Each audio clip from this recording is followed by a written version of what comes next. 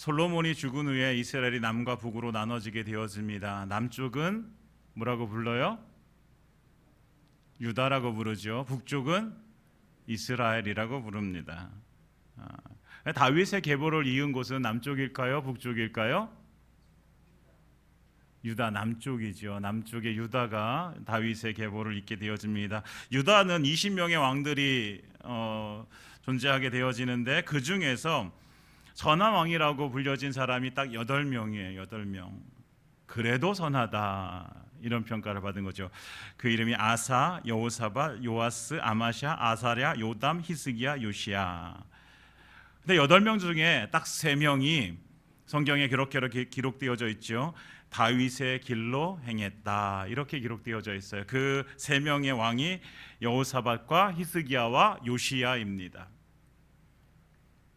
이 3명 중에 오늘 이제 본문에는 요시야 왕에 대해서 말씀해주고 있어요. 오늘 요시야 왕을 함께 살펴보려고 하는데 요시야 왕을 알기 전에 그의 계보를 좀 살펴봐야 되는데 요시야의 증조 할아버지가 누구냐면 오늘 그 3명 중에 한 사람인 히스기야입니다. 히스기야.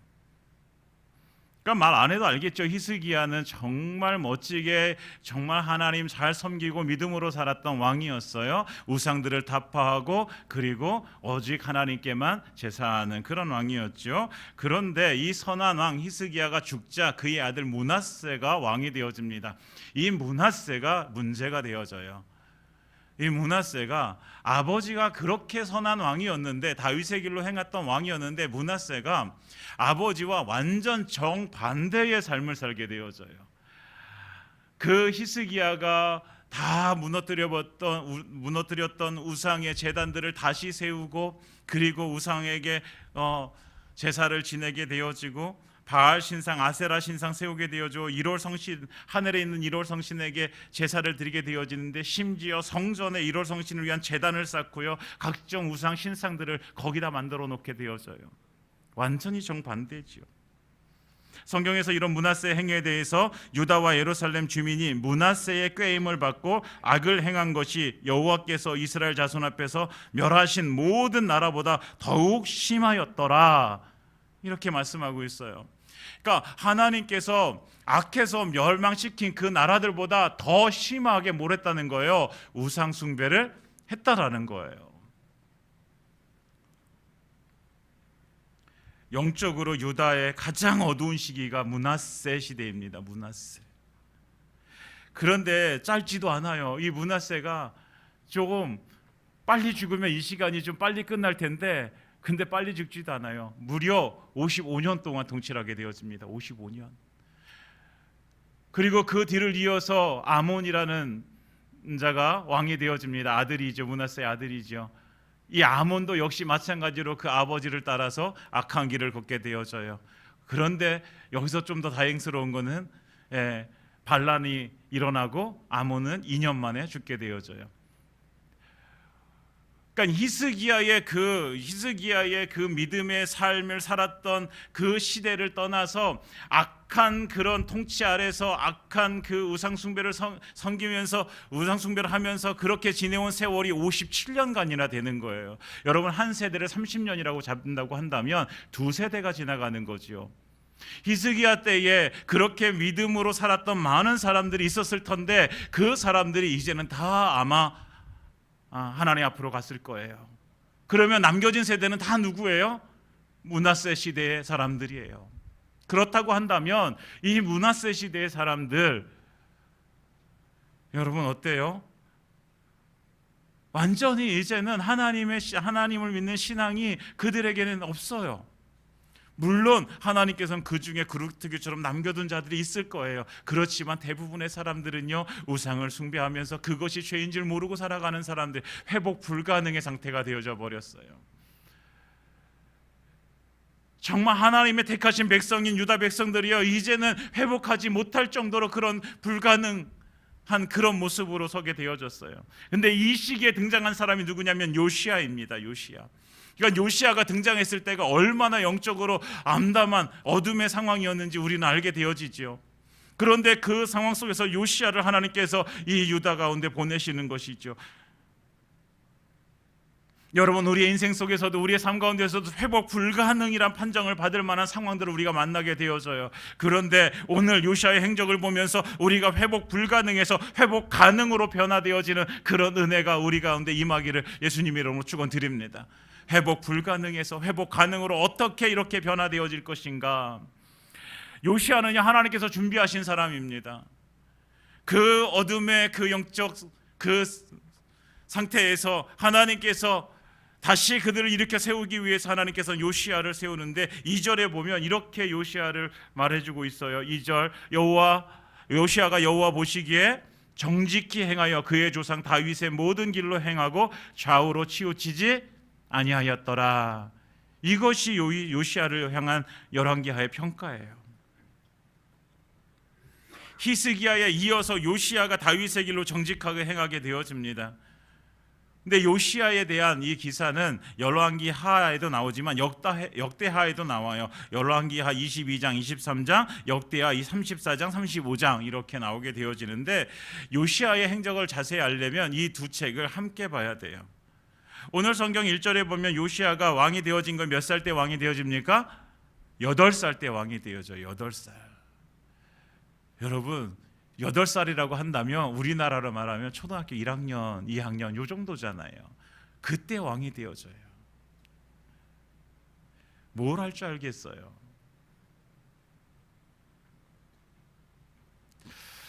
그런데 아마도 요시아 곁에는요 정말 믿음 좋은 그 신하가 있었던 것 같아요. 8살 때 그 6살의 왕으로 등극한 그 요시아에게 계속해서 하나님의 말씀을 가르쳤던 사람이 있는 것 같아요.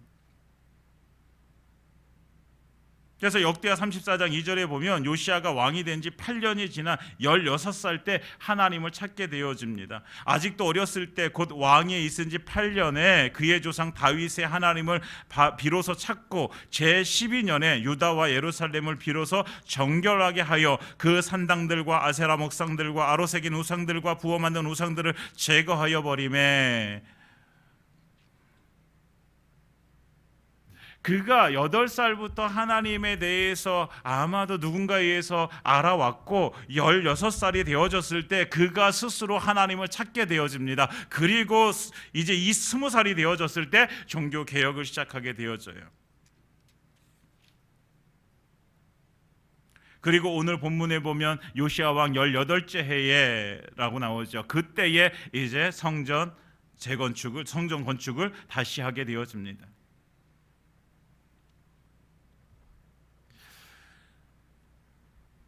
어려서부터 하나님에 대해서 들어왔지만 그러나 그가 정말 하나님을 믿게 되어지고 하나님을 찾게 되어지고 하나님 앞에 스스로 믿음으로 나아가게 되는 건 16살 되어졌을 때, 이때서부터 요시아는 하나님의 뜻이 궁금했어요. 하나님이 기뻐하신 삶이 무엇인지 너무너무 알고 싶었어요. 그래서 하나님께 물었을 거예요. 하나님, 제가 하나님을 믿습니다. 하나님께서 원하시고 하나님 기뻐하신 뜻이 무엇인지 저에게 알려주십시오.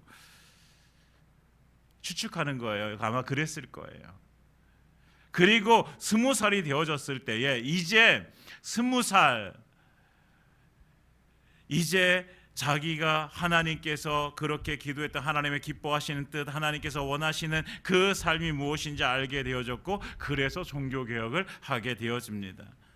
므낫세와 아몬에 의해서 민족 전체가 악한 모습으로 회복 불가능 상태에 있는 그 나라를 하나님께서 그거 기뻐하지 않으셔. 하나님께서는 그들이 다시 회복되어져서 하나님 앞에 나오는 걸 기뻐하신다는 것을 알게 되어지고 다시 종교 개혁을 이제 하게 되어집니다.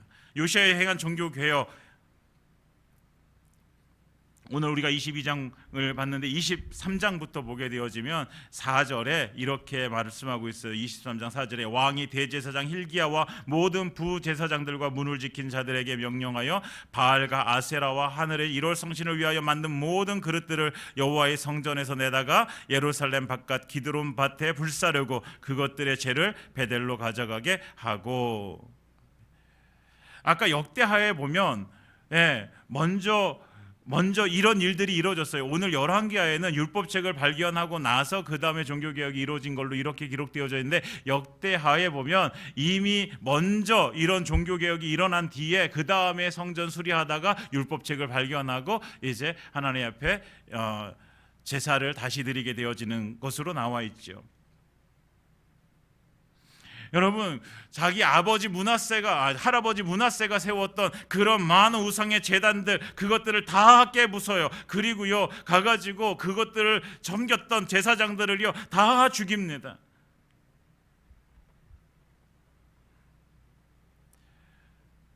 그렇게 사용되어졌던 말과 수레들도 다 죽이고 불살르게 되었어요. 그러니까 유대 땅에 있는 우상을 섬기고 우상을 위해서 세워진 산당들, 그리고 신상들, 세워진 제사장들, 그리고 거기에 사용되어졌던 짐승들 다 싹 다 죽여버리는 거예요. 하나도 남김없이. 그리고 신접한 자, 점쟁이, 그리고 가정의 이렇게 신상인 드라빔이라고 하는 것, 우상에 가증한 것들 다 찾아내서 다 없애버리게 되어집니다. 이것이 요시아의 종교개혁이었어요. 악한 것은요 다 남겨두지 않고 다 없애버리는 거예요. 회복 불가능이 회복 가능으로 변화된 삶의 첫 번째는요, 예수님을 우리가 구주로 영접하는 것, 이거잖아요. 그리고 나서 우리는 다 예수님을 구주로 영접했어요. 그렇죠, 여러분? 예수님이 우리의 구주와 주님이 되십니다. 네, 우리가 이 고백을 했기 때문에 이 자리에 나와서 하나님을 예배하는 거예요. 이것이 먼저죠. 그런데 그 이후에 우리의 삶 속에서 우리가 해야 될 일이 뭐냐면, 우리 안에 남아있는 예수 믿기 전에 그런 악한 우리의 습성들, 우리의 생각들, 이런 것들이 있어요. 남아있어요. 이런 것들을 어떻게 하는 거예요? 다 없애버리는 거예요. 이게 시작이에요. 이게 시작. 그동안 악했음에도 불구하고 악하다는 걸 알지 못했었는데, 예수님을 믿고 나니까 야, 그게 악했구나, 그게 악한 것이었구나, 그게 잘못된 것이었구나 라고 생각되어지는 것을 다 없애는 거예요. 하나님은 말씀하십니다. 악은 그 이름이라도 부르지 말라고. 작고 사소한 것이라고 할지라도 남겨두지 않는 거예요. 철저하게 하나님이 기뻐하지 아니하시는 것들에 대해서 그것을 부정하고 싫어하고 그 자리를 떠나야 되는 것이죠.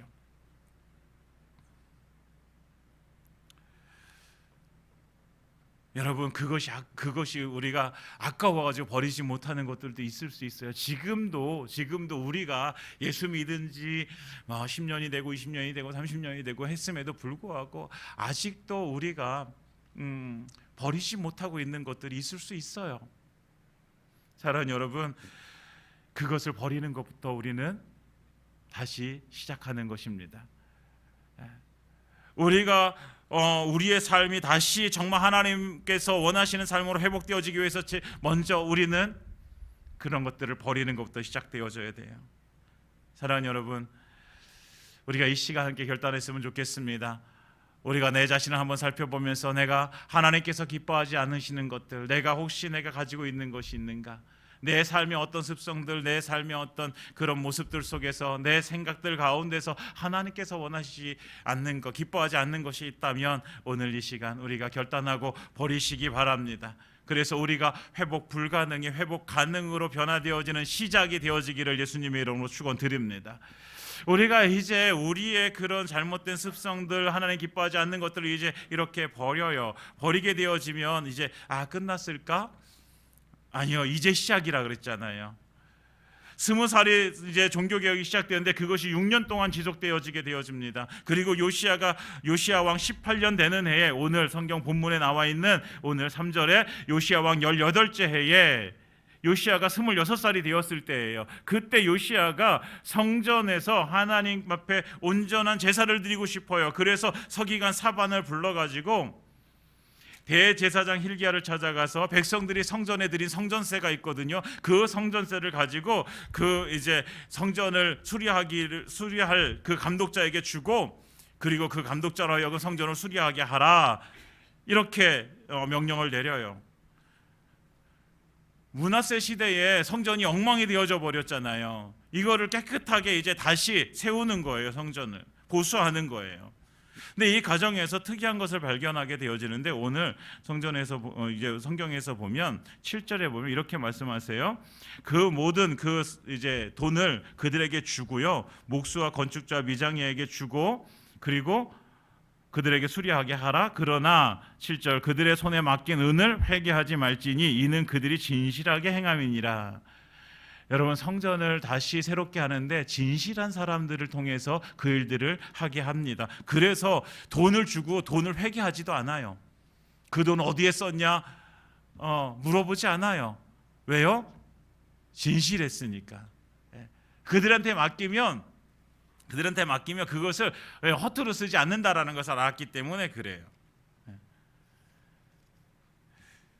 요즘에 어떤 단체든지요, 돈을 쓰면 회계 감사를 하게 되어져요. 되게 엄격하게 하게 되어져요.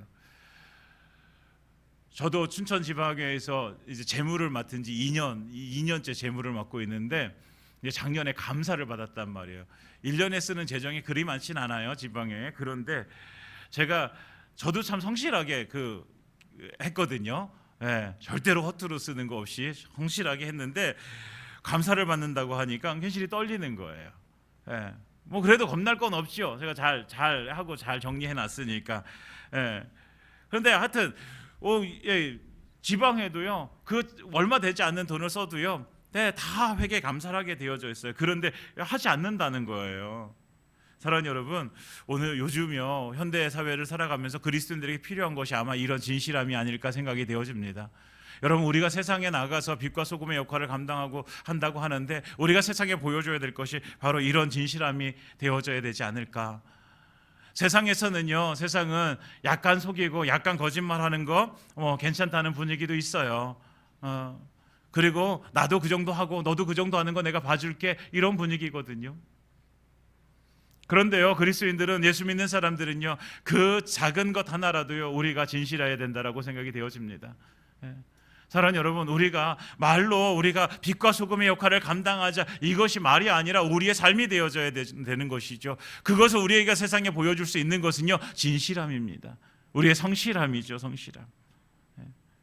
우리가 성실할 때에 사람들은요 우리를 통해서 하나님을 보게 되어줄 줄 믿습니다. 사랑하는 여러분, 우리가 세상에 나가서 그 진실함으로 예수 그리스도를 보여줄 수 있는 하나님의 사람들 되어지시기를 예수님 이름으로 축원드립니다. 이렇게 진실한 자들을 통해서 성전 보수 공사가 대대적으로 이루어집니다. 그런데 이런 성전 보수 공사를 하다가 어느 날 책 한 권을 발견하게 되어져요. 책을 발견해서 그 책을 이제 그 일하는 사람들이 대제사장 hil기야에게 갖다 주고, hil기야는 서기관 사반에게 갖다 주고, 사반은 그 책을 왕에게 가지고 갑니다. 그리고 왕에게 보고를 해요. 왕이여, 왕이 말씀하신 대로 성전의 돈을 감독자들에게 맡겼습니다. 그리고 순조롭게 지금 성전 공사가 진행되어지고 있습니다. 그런데 성전 공사를 하다가 책을 한 권 발견했으면 대제사장 hil기야가 성전에서 책을 하나 발견해서 저에게 주었습니다 라고 하면서 그 책을 이렇게 보여줘요.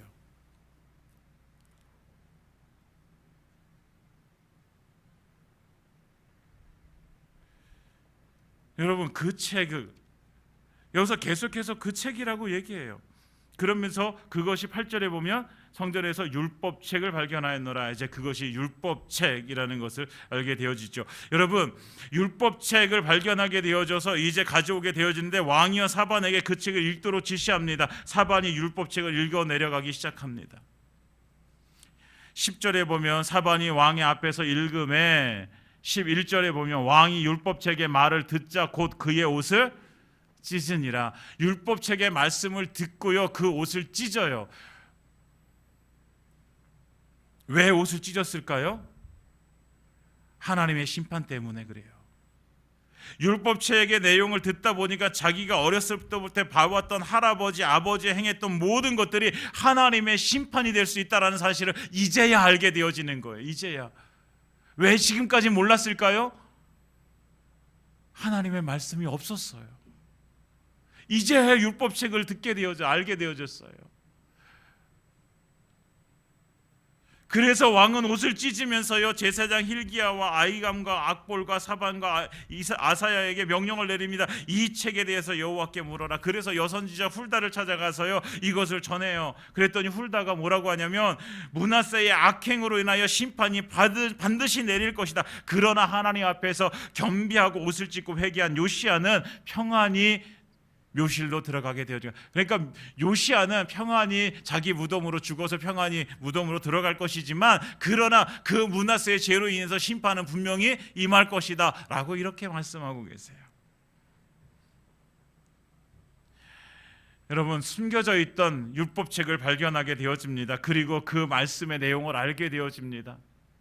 말씀을 듣게 되어지는 거예요. 말씀을 듣게 되어지니까 하나님의 심판의 무서움을 발견하게 되어져요. 율법책에 비춰보니까 민족의 죄악을 알게 되어져요. 자신의 죄도 발견하게 되어져요. 그래서 옷을 찢으며 하나님 앞에 겸비함으로 나아가게 되어져요. 회개하게 되어지는 거죠. 말씀이 마음 가운데 심겨지니까 그 말씀 앞에 엎드려지지 않을 수가 없는 거예요. 사랑하는 여러분, 하나님의 말씀을 우리는 이렇게 받아야 되는 것이죠. 여러분, 하나님의 말씀은요 우리가 하나님의 말씀을 듣고 겸비하여 회개하며 하나님 앞에 나아가야 되는 것이죠. 하나님의 말씀을 듣고, 그래서 하나님의 말씀은 무엇으로 받아요? 마음으로 받는 거예요. 하나님의 말씀을 머리로 받는 것이 아니라 우리의 마음으로 받는 거예요. 그 마음 말씀을 내 마음의 말씀으로 우리 마음 가운데 우리 새겨야 되는 것이죠. 사랑하는 여러분, 하나님의 말씀을 우리의 마음으로 받기를 원합니다. 우리의 머리로 받아서 그것이 그냥 하나의 성경 지식으로 남아 있으면 안 되는 거예요.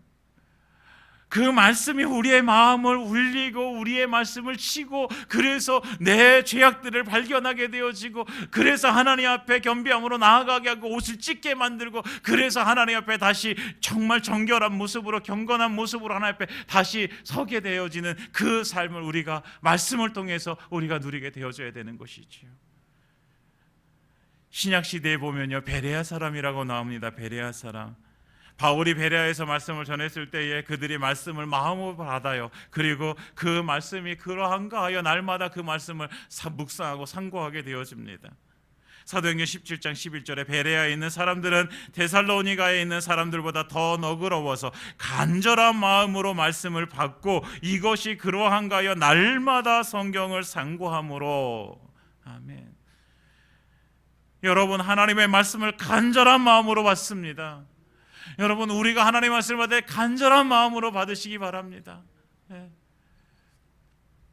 그냥 세상에서 알려주는 그냥 좋은 하나의 어떤 교훈, 이 정도가 아니라 하나님의 말씀은 우리의 생명입니다. 그래서 그 말씀을 간절함으로 받아요. 내가 이 말씀을 놓치면 나는 죽는다, 이 각오로. 내가 오늘 이 주일날 주신 하나님의 말씀을 내가 놓쳐버리면 나는 일주일 동안 나는 죽는다, 이 각오로 받는 거예요. 간절한 마음으로. 여러분, 예수 믿는 사람들이 하나님의 말씀을 떠나서 살 수 없습니다. 하나님의 말씀을 떠나버리면 우리는 죽는 거예요. 간절한 마음으로 하나님의 말씀을 하는. 그리고 중요한 건 그 다음에 또 이렇게 말합니다. 그러한가 하여, 말씀을 받고 이것이 그러한가 하여 날마다 성경을 상고함으로.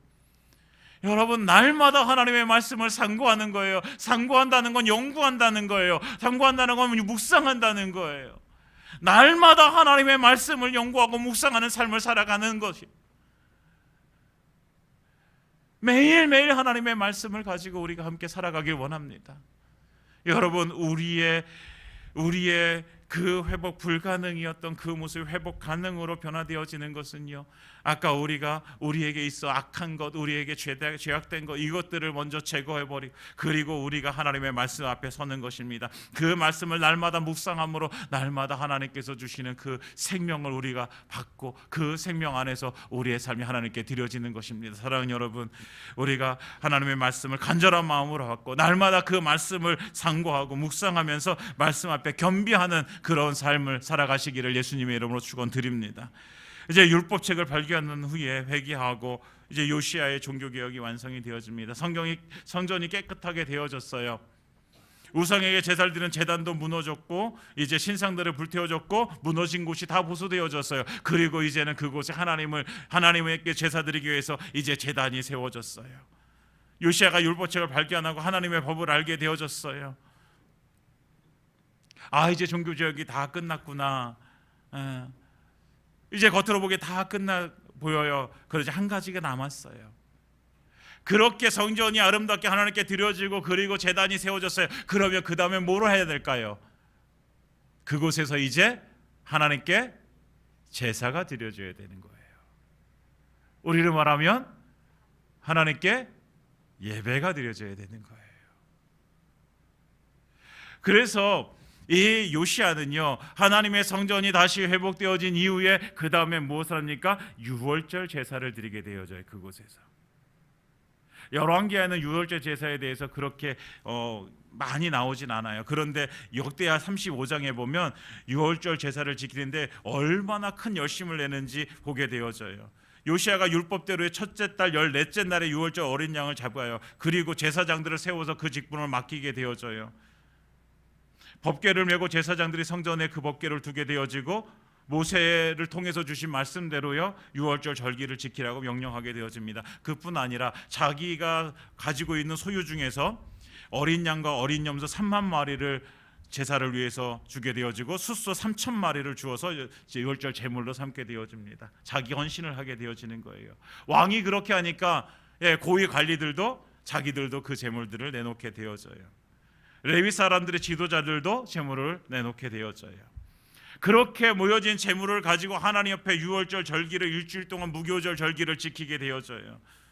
이렇게 드려진 유월절에 대해 성경이 이렇게 말씀하고 있습니다. 역대하 35장 18절에 선지자 사무엘 이후로 이스라엘 가운데 유월절을 이같이 지키지 못하였고 이스라엘 모든 왕들도 요시야가 제사장들과 레위 사람들과 모인 온 유다와 이스라엘 무리와 예루살렘 주민과 함께 지킨 것처럼 유월절을 지키지 못하였더라. 그러니까요, 사무엘 이후로, 선지자 사무엘 이후로, 그러니까 사울 왕이 시작되어진 이후로 이렇게 그 중간에도요 계속 유월절 제사를 드렸던 때가 있어요. 그렇지만 이렇게 온전한 유월절 제사는 지키지 못했다. 누구 때 와서 온전한 유월절 제사 지켜졌다? 요시야 때 와서 지켜졌다라고 이렇게 말씀하고 있어요. 사랑하는 여러분, 요시야의 종교 개혁은요, 이 온전한 제사를 드림으로 완성이 되어집니다. 우리 개인의 삶의 그런 회복 가능은요, 회복되어지는 그 삶의 마지막은, 완성은요 어디에 있어요? 예배에 있습니다. 예배. 우리가 하나님 앞에 예배 드림으로 인해서 우리 개인의 종교 개혁은 우리가 완성이 되어지는 것입니다. 우리의 삶 속에서 죄악된 것 다 버리고 하나님의 말씀을 받고 그 말씀을 날마다 상고함으로 하나님 앞에 나아가요. 여기서 끝내지 말고 우리가 해야 될 건 하나님 앞에 온전한 예배를 드리는 거예요. 전심으로 하나님을 찾고 하나님 앞에 엎드리고 하나님 앞에 우리의 삶이 온전하게 드려지는, 하나님이 기뻐하시는 예배를 드리는 거예요. 요한복음 4장에 예수님께서 수가성 우물의 여인과 대화하게 되어져요. 그에게 예수님의 존재를 알게 하고 마지막으로 당부하는 것이 바로 예배예요. 예배. 아버지께 참되게 예배하는 자들은 영과 진리로 예배할 때가 오나니 곧 이때라. 아버지께서 자기에게 이렇게 예배하는 자들을 찾으시느니라. 하나님은 영과 진리로 예배하는 자들을 지금도 찾고 계신 거예요. 예배당에 오는 사람을 찾는 것이 아니라 전심으로 하나님께 예배하는 자를 찾으시는 거예요. 사랑하는 여러분, 우리가 다 하나님께서 그렇게 찾으시는, 애타게 찾으시는 그런 하나님께 예배드리는, 전심으로 예배드리는 예배자 되어지기를 원합니다. 그냥 예배 시간 1시간 앉아있다가 가는 것이 아니라 우리의 삶과 전 인격을 하나님께 드리는 시간, 우리의 삶의 종교개혁이 온전히 완성되어지는 온전한 예배를 드리는 그런 삶, 우리가 함께 살아가기를 원합니다. 사랑하는 여러분, 예배는 정말 소중한 거예요. 여러분, 예배를 우리가 그냥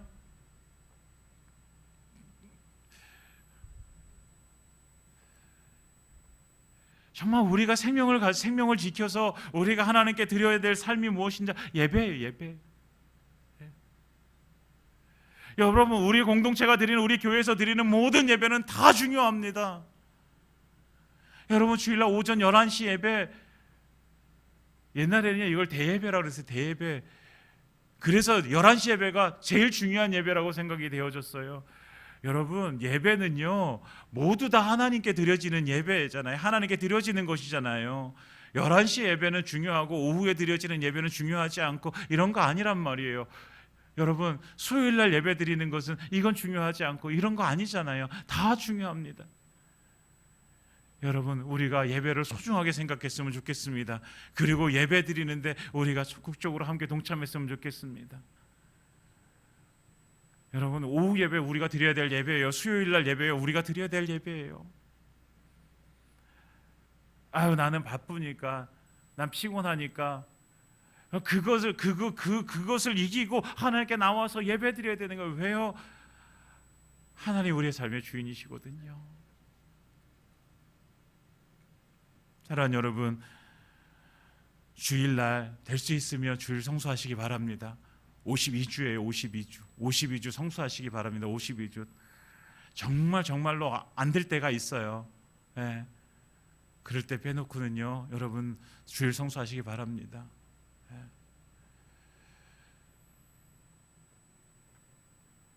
이렇게 말하면 야박할 수도 있어요. 그렇지만요, 여러분 가족 모임 주일에 하지 마시고요, 여행 가는 거 주일에 하지 마시고요. 네. 목사님 거기 가서도 예배 드립니다. 여러분, 거기 가서 예배 드리는 게 아니라 본교회 와서 예배 드리는 거 너무 중요합니다. 물론 피치 못할 사정들이 있어요. 그거를 이해 못하는 게, 하나님 그걸 이해 못하시는 게 아니에요. 그러나 하나님께서는 정말로 피치 못할 사정이 아니면 함께 나와서 예배 드리기를 하나님께서는 원하십니다. 하나님 기뻐하십니다. 주일날 오후에 우리 예배 드리는 것이요, 여러분 나와는 상관없어, 나는 일찍 가서 내일 해야 돼, 그러지 마시고요. 여러분, 주일날은 우리가 따로 떼어서 하나님께 드리는 날입니다. 오후까지 하나님 앞에 예배 드리고 하나님께서 주시는 은혜 누리고 가시기 바랍니다. 수요일날 여러분 직장 다니면서 피곤하고 직장 다니면서 많이 힘든 거 다 압니다. 그러나 하나님께 드려지는 예배입니다. 여러분들 함께 정말 수요일날도 함께 동참해 주시고 새벽에 깨어 예배 드리는 거 함께 동참해 주시기 바랍니다. 우리의 예배가 다시 살아나길 원합니다. 그런데 이렇게 말씀드리는 건 여러분들 마음속에 조금 힘들 수도 있어요. 그럼에도 불구하고 예배가 그렇게 소중하다는 사실을 다시 한번 하나님께서 오늘 주시는 말씀을 통해서 함께 나눕니다. 사랑하는 여러분, 예배 소중하게 생각하시기 바랍니다. 그리고 하나님 앞에 예배 드리시기 바랍니다.